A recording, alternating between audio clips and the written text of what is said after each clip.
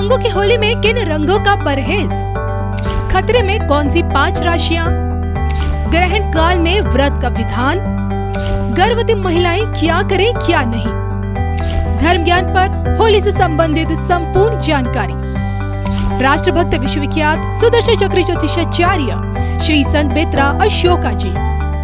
रंगों का उत्सव हमारी जिंदगी में दस्तक दे चुका है, लेकिन फिर भी आम जनमानस इस असमंजसता में है कि आखिरकार होली का दहन कब की जाए और रंगों का उत्सव यानी कि होली कब मनाई जाए। 2 को मनाएं, 3 को मनाएं या 4 को मनाएं। और इस बीच जो चंद्र ग्रहण पड़ रहा है, जो कि हमारे भारत में साफ दिखाई देगा, इस ग्रहण के अशुभ प्रभाव के चलते क्या इसका प्रभाव हम लोगों की निजी जीवन पर भी पड़ेगा?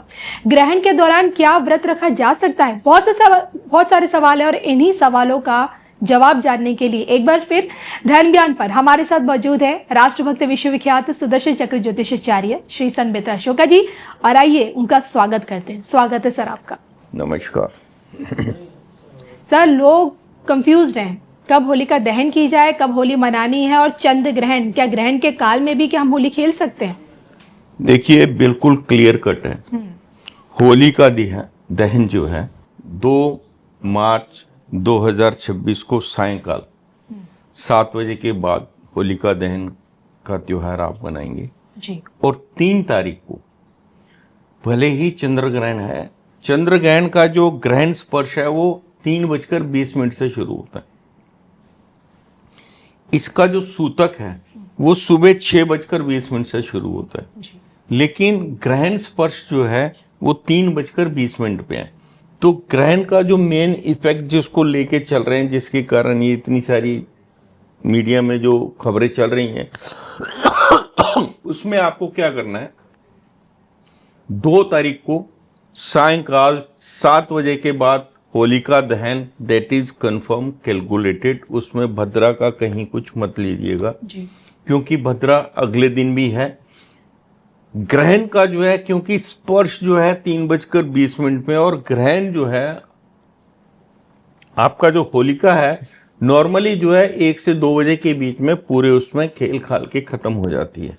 तो आप होली जो है वो 3 तारीख को मनाएंगे और होलिका दहन जो है 2 तारीख को सायंकाल में होगा। It is confirm, clear. दूसरा क्वेश्चन कि ग्रहण के होते हुए होली खेलना या ग्रहण के सूतक काल में होली खेलने से क्या नुकसान हो सकता है। देखिए, यहां मैं आपको बताऊं, ग्रहण में जो मेन आपके जो स्टार्स, प्लैनेट्स जो इन्वॉल्व हैं वो है राहु, केतु और चतुर्ग्रही योग में अष्टम में जो राहु के साथ में मंगल, सूर्य और बुध है। मेन जो है राहु, केतु और शनि और मंगल को आप लेके चलिएगा। इनसे रिलेटेड जो कलर हैं उनका यूज मत करें जी। शनि का कलर है ब्लैक जी। राहु केतु का है ब्लू, चंद्रमा का है व्हाइट कलर। सिल्वर में मत यूज करिएगा, ब्लैक कलर यूज नहीं करना है, सिल्वर व्हाइट नहीं यूज करना है, और आपको ब्लू कलर यूज नहीं करना। और मंगल का कलर जो है रेड जी। लाल कलर यूज नहीं करना है। आप गुलाबी कर सकते हैं। इस होली को अगर आप चंदन से ही खेलें तो आपको इसका फायदा होगा। बाकी कलर्स को अवॉइड करके चलें, क्योंकि इस ग्रहण में द्वितीय भाव में लग रहा है ये ग्रहण लगन से, कर्क लगन है, द्वितीय भाव में लग रहा है, और 9 में से 7 ग्रह जो है ग्रहण के पार्ट हैं। तो आप या तो पीला रंग यूज कर सकते हैं या पीले रंग में चंदन यूज कर सकते हैं। तो होली के त्योहार को खुशी से मनाएं, लेकिन कोशिश करिएगा जिन रंगों को आपको मैंने बचने के लिए बोला वो रंग आप यूज ना करें, क्योंकि अगर वो कलर पहन के कलर में आप घूम रहे हैं तो इन ग्रहों का, शनि, राहु, केतु, मंगल, चंद्रमा का दुष्प्रभाव आपके ऊपर पड़ सकता है। और दुष्प्रभाव में जो 5 राशियां मैंने दी हैं उनको तो बिल्कुल इसका विशेष ध्यान रखना है। मेष, सिंह, धनु, कुंभ और मीन। वहीं जो ढैया और जो 7.5 चल रही के बीच वाली जो राशियां ये बच के रहें, क्योंकि पंचग्रही योग अष्टम भाव में लगने के कारण ये पूरे विश्व के लिए घातक है और इन 5 राशियों के लिए भी घातक है। तो जिन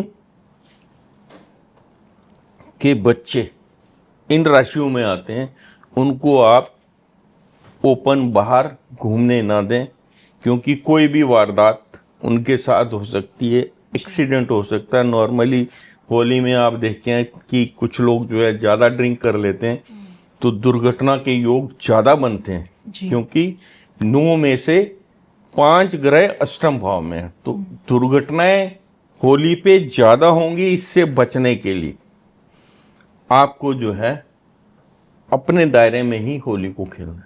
मतलब आपकी ये ज्योतिष गणना बिल्कुल साफ करती है कि 2 तारीख को होलिका दहन है और 3 तारीख को रंगों वाली होली खेली जाएगी। लेकिन ग्रहण काल के दौरान क्या व्रत भी रखा जा सकता है? देखिए, बहुत बढ़िया प्रश्न है। ग्रहण काल जो है, भले ही ग्रहण का सूतक जो है सुबह 6:20 से लग जाता है जी, और ग्रहण जो है शाम को 6:47 तक है।